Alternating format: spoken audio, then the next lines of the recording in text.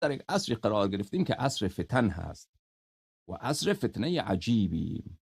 و این فتنه عزیزان من در این عصر در صدر آن و در مصدر آن و در آغاز و انتهای آن رجال دین قرار گرفته، مردان دین و حوزه های که اسمشان را علمیه گذاشته‌اند و من اما خیلی ابا دارم که به اونها علمیه بگویم. حالا از باب تسمیه یک کسی اسمش را مثلا شجاع میگذارد، آقای شجاع دلاور، اما شجاع دلاور نیست. خب مردم به شجاع میگن. خب حالا ما میگیم علمیه.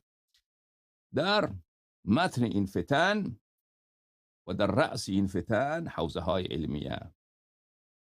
و دوستان عزیز، ما در عصری که قرار گرفتیم بدعت های عجیبی در دین خدا وارد شد. و این بدعت ها را کی وارد کرد؟ این بدعت ها را رجال دین، علمای دین، مراجع، مجتهدین در دین خدا وارد کردند و اونها سپورت کردند و عده‌ای هم خاموش